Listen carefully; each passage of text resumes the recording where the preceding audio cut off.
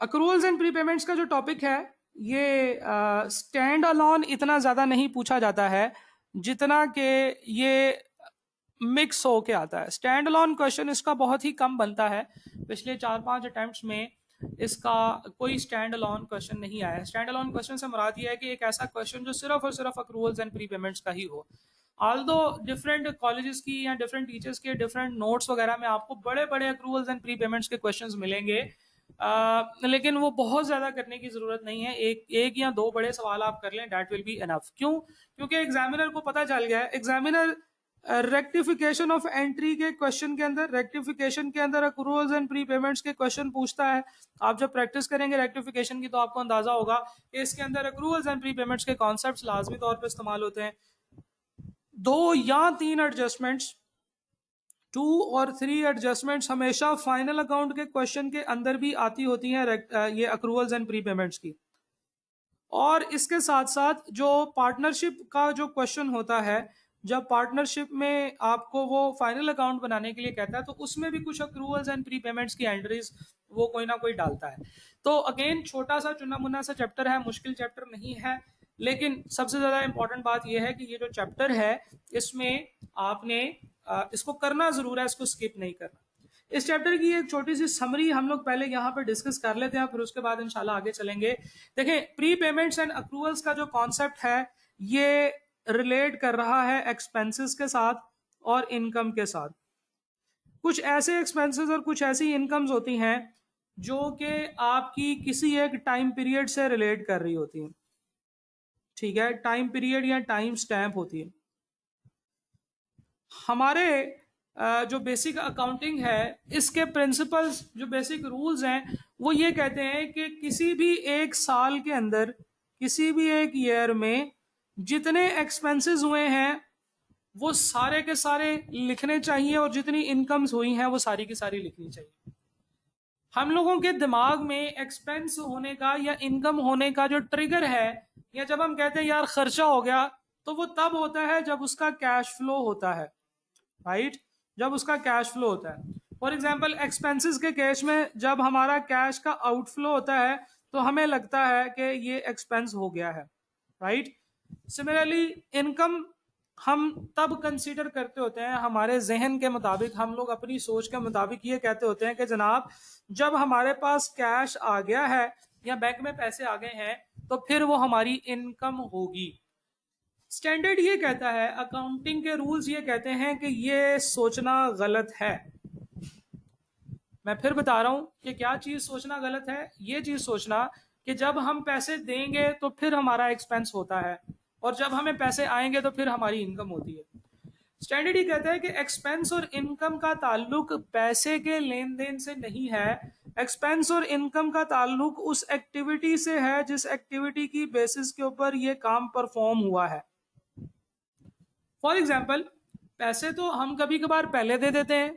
अगर हम एक्सपेंस की बात करें तो हम रेंट में जिस जगह पे रहते हैं तो रेंट तो हम पहले दे देते हैं, लेकिन उसको, उस जगह को इस्तेमाल हम बाद में कर रहे होते हैं। सैलरीज की बात करते हैं, सैलरीज हम बाद में देते हैं, साल महीने के एंड पे देते हैं, और उस बंदे से पैसे या उस बंदे से काम हम पहले करा रहे होते हैं। तो जनाब आप ये ना देखें कि आपने पैसे कब दिए हैं, आप ये देखें कि आपके पास वो एक्टिविटी जिसकी वजह से आपका इनकम या एक्सपेंस हो रहा है ये किस साल में फॉल कर रही। आपने कैश फ्लोज नहीं देखने हैं, आपने कैश फ्लोज नहीं देखने हैं, आपने उसका अकरेंस देखनी है कि वो जो एक्टिविटी है जिसकी वजह से इनकम या एक्सपेंस होगा वो अकर हुआ है या नहीं हुआ है। फॉर एग्जाम्पल, आपने एक सेल्स की है और सेल्स आपने की है 19 जुलाई को, सॉरी 19 दिसंबर को कर लेते हैं, और आपने उसकी एंट्री की है debtors to sale, right? Debtors to sales. आपने 70,000 रुपए की सेल्स की थी, आपने डेटर टू सेल 70,000 की एंट्री कर दी। पैसे जो आपको रिसीव हुए वो आपको अगले साल रिसीव हुए 2 फरवरी को 70,000 रुपए। जब आपको पैसे रिसीव हुए आपने कैश लिखा, डेबिट, और डेटर्स को कर दिया क्रेडिट बाय ₹70,000 जो आपको पैसे रिसीव हुए थे। ऐसे ही करते हैं ना जी, जब हम सेल्स करते हैं हम उस वक्त एंट्री रिकॉर्ड करते हैं debtors debit sales credit. Sales हमारी इनकम होती है, हमने अब इनकम को क्यों रिकॉर्ड कर दिया? इनकम को तो रिकॉर्ड नहीं करना चाहिए था, इनकम को तो तब रिकॉर्ड करना चाहिए था जब पैसे आते हैं। तो ऐसा नहीं होता है। स्टैंडर्ड हमें ये कहता है कि आप कैश फ्लोज के साथ उसको कंपेयर ना करें कि कब पैसे आए और गए, आप उसको कंपेयर करें कि आपने उसको वो जो एंट्री थी या वो जो ट्रांजैक्शन थी जिसकी बेस से प्रॉफिट अराइज हुआ है वो आपने कब की है। अगर हम लोग इस तरीके से अकाउंटिंग करते हैं कि एक्सपेंस तब रिकॉर्ड करते हैं जब वो पे होता है, या और इनकम तब रिकॉर्ड करते हैं जब वो रिसीव होती है, तो इस तरह की अकाउंटिंग को कैश बेसिस ऑफ अकाउंटिंग कहा जाता है। और कैश बेसिस ऑफ अकाउंटिंग जो है ये हम लोग करते ही नहीं है, ऐसा काम करते ही नहीं है जिसमें कि कैश बेसिस हो। ठीक है ना जी? तो cash basis of accounting is not an appropriate basis of accounting, ये इतनी अच्छी बात नहीं है। अगर accountants cash basis of accounting को मान लें तो फिर तमाम अकाउंटेंट्स जो है ना वो फारग हो जाएंगे, फिर तो उनको कोई काम करने की जरूरत ही नहीं है। क्यों? क्योंकि ट्रांजेक्शन्स जब पैसे आएंगे कैश डेबिट दूसरा अकाउंट क्रेडिट, जब पैसे जाएंगे कैश क्रेडिट दूसरा अकाउंट डेबिट, अकाउंटेंट्स की जरूरत ही खत्म हो जाती है। हमने कहा नहीं जनाब, सबसे पहले तो कैश बेसिस ऑफ अकाउंटिंग को खत्म किया जाए ताकि अकाउंटिंग मुश्किल हो जाए, फिर उसके बाद हम लोग अकाउंटेंट्स जो है ना वो लोगों को अकाउंटिंग करके दिया करेंगे। तो cash basis of accounting is not a good basis of accounting, इसको फॉलो नहीं करना चाहिए। On the other hand there is another mindset कि कैश फ्लो की बेसिस के ऊपर हम लोग अकाउंट्स को अपना इनकम और एक्सपेंसेस को रिकॉर्ड ना करें, बल्कि अकरेंस की बेसिस के ऊपर कि जब वो काम हो गया है जिसकी बेसिस के ऊपर आपको प्रॉफिट या लॉस मिलना है तो हम लोग उसकी एंट्री रिकॉर्ड कर देते हैं। इसे हम अक्रूवल बेसिस ऑफ अकाउंटिंग कहते हैं। ठीक है? अभी तक आपको जितनी भी अकाउंटिंग पढ़ाई गई है वो सारी की सारी इस अक्रूवल बेसिस ऑफ अकाउंटिंग की पढ़ाई गई है, आपको कैश बेसिस ऑफ अकाउंटिंग नहीं पढ़ाई जाती है। क्यों? क्योंकि कैश बेसिस ऑफ अकाउंटिंग में कोई भी डिफिकल्ट बात नहीं होती है, वो सिंपल है, कैश आएगा तो एंटर करना है, कैश जाएगा तो एंटर करना है। ठीक है जी? तो जो अक्रूवल बेसिस ऑफ अकाउंटिंग है वो ये कहती है कि जब भी आपका कोई एक्सपेंस इनकर होगा आप उसकी उस वक्त एंट्री करेंगे, जब आपकी इनकम या कोई सर्विसेज रेंडर होंगी, जब आपकी इनकम राइज होगी आप उसको उस वक्त इनकम रिकॉर्ड कर लेंगे।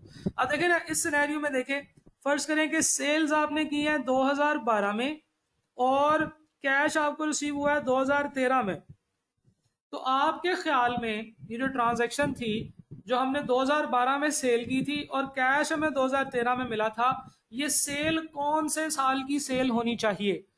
This sales is for the year 2012, क्योंकि ट्रांजैक्शन 2020 में हुई थी और उस साल हमने उसे पैसे तो नहीं लिए थे लेकिन वो हमारा रिसीवेबल बन गया था। तो जब रिसीवेबल बन गया था तो इसका मतलब ये है कि this is our sales of year 2012, 2012 की सेल्स है। सही है जनाब? So this is the concept of cash basis of accounting versus accrual basis of accounting. अगर हम लोग कैश या अक्रूवल बेसिस ऑफ अकाउंटिंग करते हैं तो फिर हमारे पास एक्सपेंसेस की जो और इनकम जो है इनका जो रिलेशनशिप है वो पेमेंट के साथ नहीं होता, इनका रिलेशनशिप अकरेंस के साथ होता है। तो कभी ऐसे हो सकता है कि आपने पेमेंट्स पहले कर दी या पेमेंट्स पहले आ गई और वो इवेंट जिसकी वजह से इनकम या एक्सपेंस अराइज होना था वो बाद में हुई।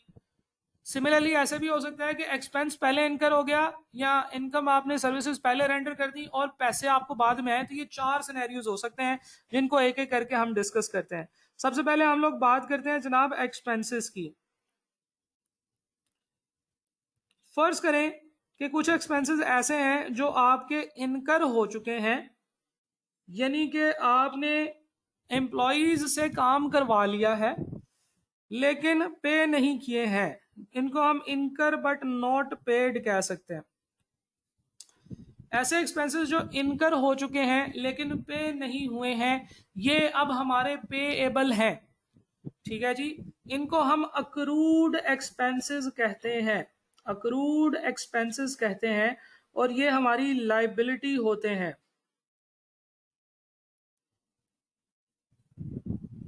ऐसे एक्सपेंसेस जिनके अगेंस्ट हम लोग सर्विसेज हासिल कर चुके हैं। जैसे फॉर एग्जांपल हम लोगों ने एम्प्लॉइज से सर्विसेज हासिल कर ली हैं, हमने उनको सैलरी देनी है, ये हमारी लायबिलिटी है, करंट लायबिलिटी है, अक्रूड एक्सपेंसेस। तो अगर हमने लोगों से सर्विसेज ले ली हैं, अगर हमने रेंट पे कोई चीज ली, अपने रेंट यूज करना शुरू कर दिया, जगह को रेंट अभी पे करना है, तो इस तरह के एक्सपेंसेस को हम अक्रूड एक्सपेंसेस कहते हैं और ये हमारी लायबिलिटी होते हैं। सिमिलरली एक्सपेंसेस के केस में जो दूसरा सिनेरियो वो हो सकता है, वो हो सकता है पेड, यानी कि आपने पे कर दिए हैं बट नॉट इनकर्ड। इनकर करने से क्या मुराद है? इनकर करने से मुराद ये है कि वो जो एक्सपेंस है वो आपने यूज किया है या नहीं किया। तो अगर आपने कुछ पैसे पेमेंट कर दी है लेकिन आपने अभी उसके अगेंस्ट जो सर्विसेज आपको मिलनी चाहिए थी वो आपने भी यूज नहीं की है, तो that is called expense paid but not incurred. अब ये कहाँ कहाँ पे होता है? Most of the time rent आप एडवांस में पे करते हैं, ठीक है जी। Most of the time different type की जो इंटरनेट की सर्विसेज होती हैं वो आप एडवांस में पे करते हैं, इंटरनेट की सर्विसेज के पैसे। तो ऐसे एक्सपेंसेस जो आपने पे कर दिए हैं लेकिन अभी उसकी सर्विसेज हासिल नहीं की है, वो जितनी देर तक वो सर्विसेज आपने हासिल नहीं की है वो उस वक्त तक आपकी प्रीपेड एक्सपेंसेस में जाएगी।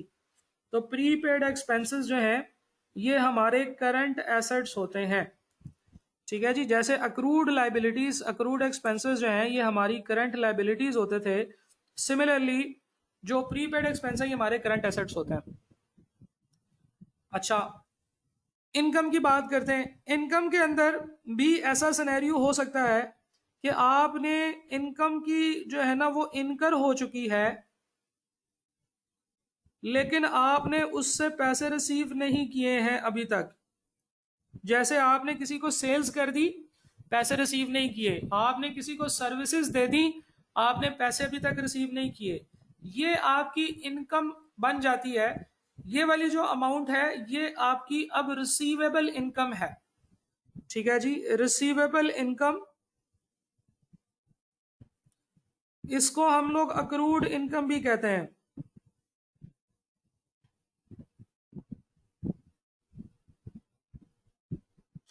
और ये हमारा करंट एसेट होता है, यानी कि अब हमने इस बंदे से पैसे लेने हैं, this is our accrued income. और अगर हम लोग बात करें कि हमने पैसे पहले रिसीव कर लिए हैं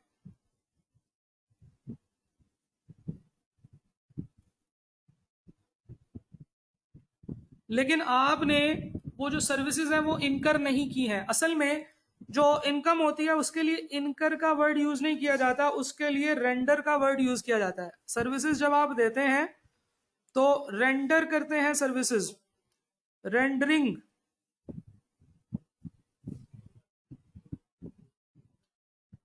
और एक्सपेंसेस आप इनकर करते हैं, तो इनकर का वर्ड होता है एक्सपेंस करना, खर्चा करना, ठीक है।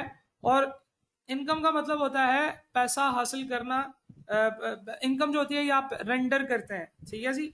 तो हम लोग ये वर्ड इस तरीके से यूज करते हैं। अभी मैं आपको सारे वर्ड्स बता रहा हूँ कि हम लोग इन वर्ड्स को इस्तेमाल कैसे करते हैं। क्रूड एक्सपेंस क्या होता है? अच्छा, देखिए, इनकम अगर आपने पहले रिसीव कर लिया है लेकिन अभी तक आपने उसके अगेंस्ट सर्विसेज नहीं दी है, जैसे फॉर एग्जांपल आपने पैसे रिसीव कर लिए कस्टमर से एडवांस, ठीक है। तो आपने एडवांस फ्रॉम कस्टमर्स रिसीव कर लिया, एडवांस फ्रॉम कस्टमर के नाम से एक लाइबिलिटी आपकी करंट लाइबिलिटी बनेगी। अगर आपने किसी जगह पे कोई चीज रेंट पे दी हुई है और उसका रेंट का 4-5 महीनों का एडवांस ले लिया है आपने, तो वो आपकी income received but not rendered है, कि पैसे आपने रिसीव कर लिए हैं लेकिन अभी तक आपने उसके अगेंस्ट अपनी जो सर्विसेज हैं या जो अपनी जो एसेट्स हैं वो आपने नहीं दिए हैं। तो रिसीव्ड बट नॉट रेंडर्ड जो होता है इसको हम कहते हैं इनकम रिसीव्ड इन एडवांस।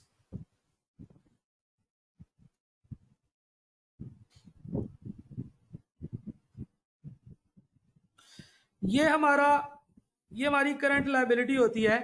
क्यों? क्योंकि हमने इसके अगेंस्ट सर्विसेज प्रोवाइड करनी है। तो जरा देखें, एक बड़ा खूबसूरत सी सिमेट्री बन रही है। एक्सपेंसेस के केस में अगर कोई चीज पे नहीं की है लेकिन उसके अगेंस्ट सर्विसेज आपने ले ली है तो वो अक्रूड होगा। इनकम के केस में अगर पे नहीं हुआ अभी तक, यानी कि कैश वाली जो ट्रांजैक्शन है वो नहीं हुई है, बाकी काम हो गया है, तो वो अक्रूड इनकम कहलाएगी। ये हमारा करंट एसेट होता है, ठीक है। सिमिलरली जो पैसे आपने पे हो गए हैं लेकिन काम नहीं किया या काम आपका हुआ नहीं है अभी तक, तो वो प्रीपेड एक्सपेंस या प्रीपेड इनकम कहलाएगी। प्रीपेड इनकम जो है ना, वो वाला वर्ड थोड़ा सा जरा मजाइका खेज लगता है, इसलिए हम उसको जगह पे इनकम रिसीव्ड इन एडवांस कहते होते हैं। So these are the 4 variation जो हमें यहाँ पे मिलेंगी, कि जब एक्सपेंस इनकर हुआ लेकिन पे नहीं हुआ, एक्सपेंस पे हुआ बट इनकर नहीं हुआ, तो इस तरीके से हम लोग इसकी एंट्रीज करेंगे। So these are the things जिसमें कि हम लोग इस चैप्टर को डिवाइड करते हैं।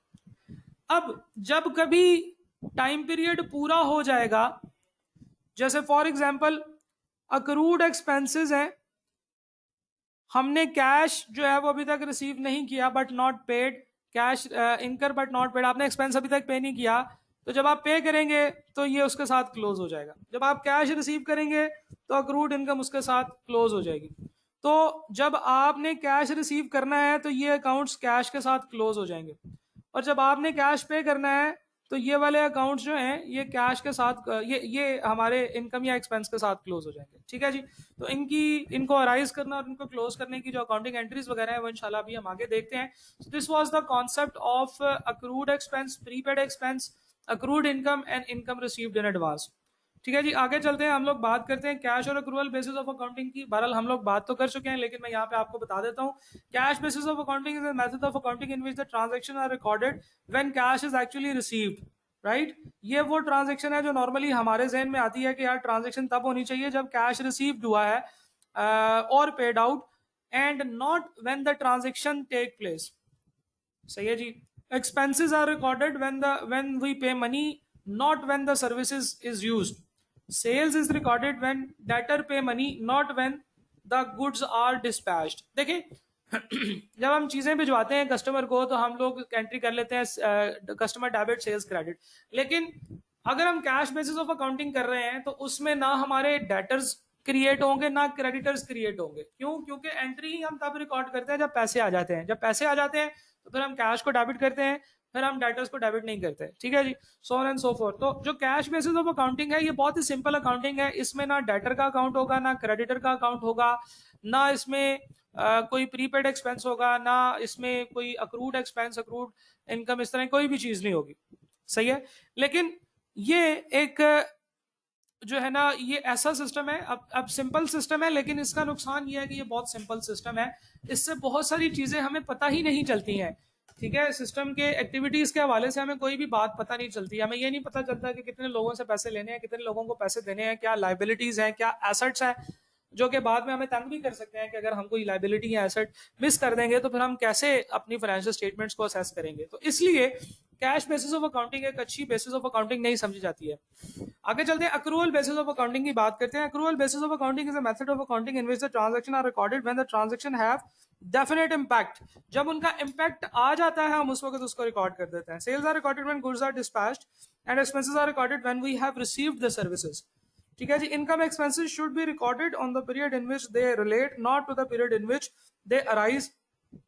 अक्रूवल कॉन्सेप्ट या मैचिंग कॉन्सेप्ट हम इसको कहते होते हैं। एक बेसिक कॉन्सेप्ट है विच सेज के जनाब एक साल में जितनी इनकम और एक्सपेंसेस हुए हैं वो सारे के सारे रिकॉर्ड करने चाहिए, not on the basis of there cash transaction, के वो कैश हुआ है या नहीं हुआ, ट्रांजेक्शन परफॉर्म हुई है या नहीं हुई, but actually on the basis of their incurrence और अकरेंस या रेंडरेंस, क्या आप उसको रेंडर कर रहे हैं या नहीं कर रहे। Right, under the accrual basis of accounting we get the picture of affairs of the business, true picture of affair of the business. ये बात हमने की कि अगर हम लोग कैश बेसिस ऑफ अकाउंटिंग में जाएंगे तो हमें बहुत सारी चीजें तो पता ही नहीं चलेंगी। Transactions are recorded when they occur and not when the cash is received और पेड। ठीक है जी, ये खैर हम बात ये हम कर चुके हैं। हम लोग आगे चलते हैं। अक्रूवल बेसिस और कैश बेसिस के जो डिफरेंट बेनिफिट्स हैं ये आपके सामने हैं।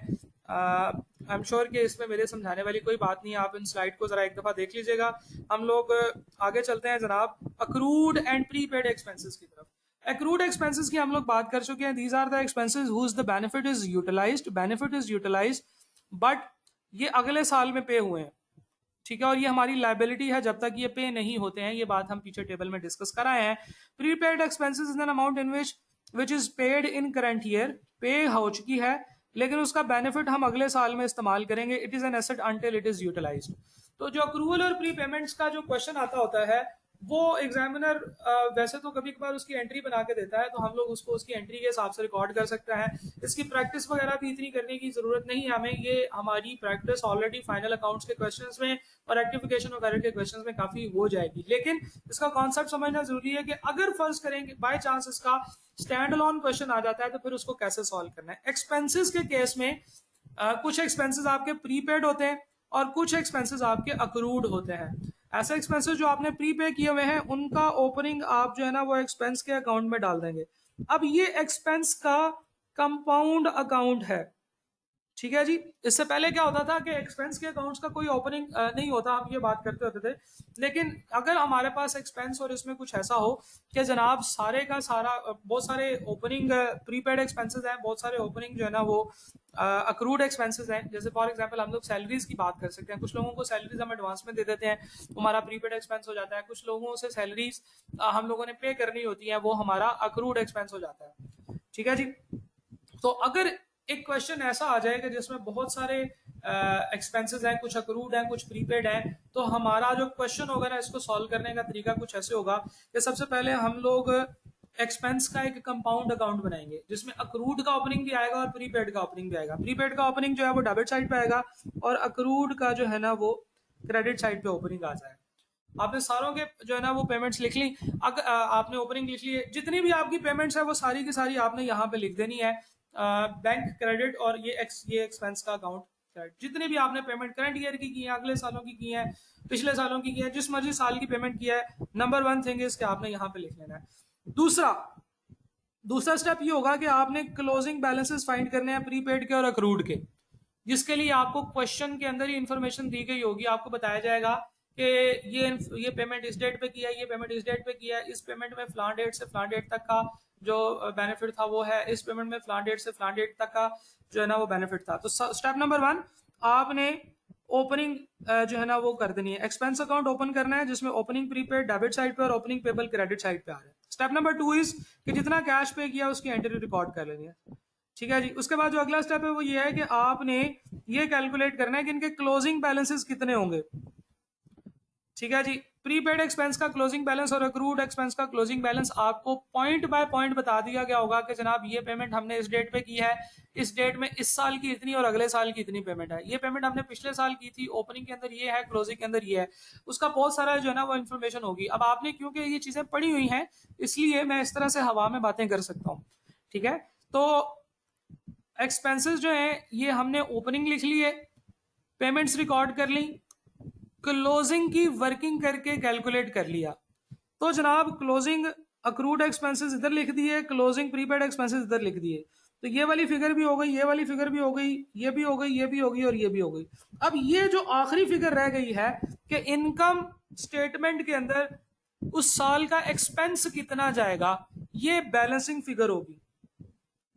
ओपनिंग हमें दे दिए गए हैं, क्लोजिंग हमने फाइंड आउट करने हैं, क्लोजिंग प्रीपेड का और क्लोजिंग अक्रूड एक्सपेंसेस का वो हम फाइंड आउट करेंगे। जितनी पेमेंट्स है वो यहाँ पे आ जाएंगी, तो जो बैलेंसिंग फिगर होगी वो हमारी वो अमाउंट होगी जो एक्सपेंस फॉर द ईयर के तौर पर रिकॉर्ड की जाएगी। अब एक्सपेंस फॉर द ईयर के तौर पर जो रिकॉर्ड करनी है तो इसके लिए डेफिनेटली एक बड़ा सवाल होगा और वो मैंने प्लान किया हुआ है, वो मैं आपको करवाऊंगा।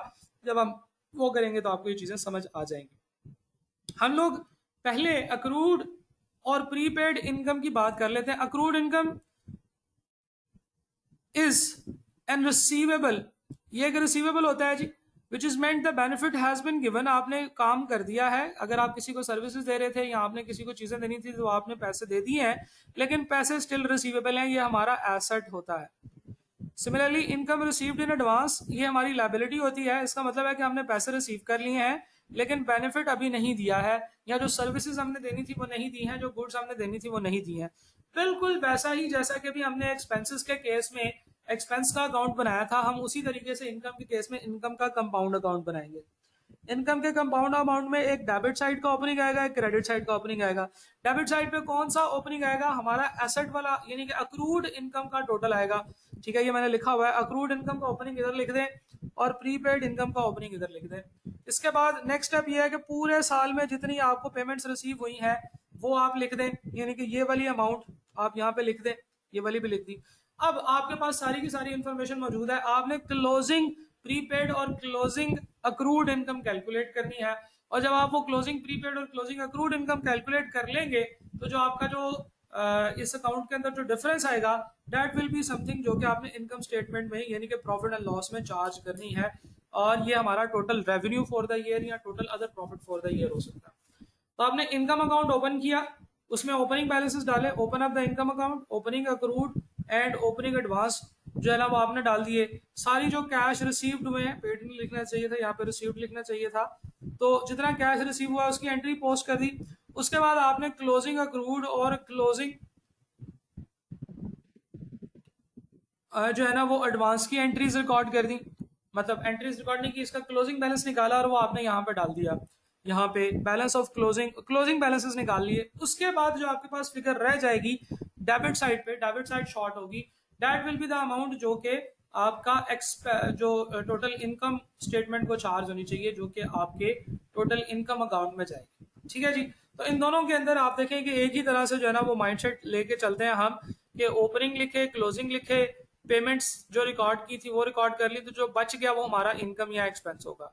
तो जो अक्रूवल बेसिस ऑफ अकाउंटिंग है और जो कैश बेसिस ऑफ अकाउंटिंग है, इन दोनों के अंदर जो मेन डिफरेंस है वो यही है कि हम लोग ये जो प्रीपेड और अक्रूड वगैरह है इनका जिक्र करते हुए आगे चलते हैं। राइट। अच्छा जी, यहां तक पहले मुझे बताइए किसी का अगर कोई क्वेश्चन है अक्रूड एंड प्रीपेड एक्सपेंसेस में, अक्रूड एंड प्रीपेड इनकम। इस क्वेश्चन का, इस चैप्टर का एक बड़ा क्वेश्चन जो है ना वो मैं आपको आपके साथ शेयर कर दूंगा, that will be uploaded on the portal. तो वो आप वहां से क्वेश्चन देख लीजिएगा जिसमें अक्रूड इनकम और अक्रूड एक्सपेंसेस दोनों हैं। और उसके बाद यही वाली वर्किंग जो है ना इस तरीके से होती है। बाकी इस चैप्टर की जो ज्यादा आपकी तैयारी है वो आपकी फाइनल अकाउंट और रेक्टिफिकेशन ऑफ एरर के क्वेश्चंस के अंदर होगी। ठीक है। इनकम हमेशा एक साल में उतनी ही रिकॉर्ड करनी चाहिए जितनी के वो साल की टाइम पीरियड की रिकॉर्ड होनी है। अच्छा, एक चीज है, कुछ चीजें ऐसी होती हैं, कुछ इनकम्स ऐसी होती हैं जो फौरन अराइज हो जाती हैं, इमीडिएटली अराइज होती हैं। जैसे फॉर एग्जाम्पल आपने कुछ सेल्स की हैं तो आपकी सेल्स इनकम इमीडिएटली अराइज हो जाएगी। जिस दिन आपने सेल्स की है, पैसे मिले या नहीं मिले, वो उस दिन आपकी सेल्स बन जाएगी। कभी कभार ऐसे होता है कि कुछ एक्सपेंसेस खास तौर पे ऐसे होते हैं जिसमें कि वो इमीडिएटली अराइज नहीं होते बल्कि वो ओवर द पीरियड अराइज होते हैं। जैसे फॉर एग्जांपल अगर हम लोग मंथली एक्सपेंसेस की बात करें तो मंथली एक्सपेंसेस क्या क्या होते हैं। कुछ मंथली एक्सपेंसेस होते हैं सैलरीज, यूटिलिटीज, रेंट वगैरह, ये मंथली एक्सपेंसेस होते हैं। तो अगर हम एक महीने से ज्यादा का रेंट जो है वो इकट्ठा पे कर दें, फॉर एग्जांपल 6 महीनों का रेंट पे कर दें, तो हमारे पास एक्चुअली एक महीने का जो रेंट है वो हमारा एक्सपेंस है, और अगले 5 महीनों का जो रेंट है ये ऐसा एक्सपेंस है जो कि हमने पहले पे कर दिया है लेकिन सर्विसेज हासिल नहीं की है, तो ये हमारा प्री पेड एक्सपेंस कहलाएगा। तो जब भी कभी आप एक्सपेंसेस की पेमेंट करते हैं आप हमेशा इसके दो पार्ट्स निकाला करेंगे।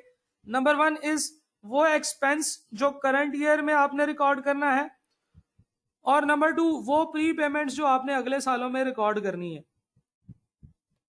सिमिलरली इनकम के केस में भी ऐसा ही होता है, वो इनकम जो आपने रिकॉर्ड करनी है और वो इनकम रिसीव्ड इन एडवांस जो कि आपने अगले साल इनकर करके हासिल करनी है। और अगर अगला साल ना आया या आपने अगले साल वो काम ना किया तो वो पैसे आपको वापस देने पड़ेंगे। तो इनकम और एक्सपेंस में सिर्फ उतना ही इनकम और एक्सपेंस जाता है जितना जितना आपने उस साल आपने उस साल की जो एंट्रीज है वो करनी है। अब डेफिनेटली इसके ऊपर प्रैक्टिस क्वेश्चन से आपको ये चीजें और ज्यादा समझ आएंगी। प्रैक्टिस क्वेश्चन जो है वो पोर्टल पे अपलोड कर दिया जाएगा। यहाँ पे ये टॉपिक जो है वो कंप्लीट होता है। अगर आप लोगों का कोई सवाल है तो आप लोग जो है ना वो मेरे से पूछ सकते हैं। ये मिस्टर अमजद का क्वेश्चन है जिन्होंने डिफरेंट प्रॉपर्टीज जो है ना वो रेंट पे ली हैं मिस्टर समीर से। तो मिस्टर अमजद के लिए ये एक्सपेंस है और मिस्टर समीर के लिए ये इनकम है। तो मैं इंशाल्लाह इसका ये वाला क्वेश्चन अपलोड करूंगा पोर्टल के ऊपर जिसमें कुछ टाइम पीरियड के हिसाब से पेमेंट्स हैं, 4-5 सालों की ये अकाउंट्स हैं, और अगर आप इन सारों को कर लेंगे तो इंशाल्लाह आपको ये सारी चीजें बिल्कुल बड़े अच्छे तरीके से समझ आ जाएंगी।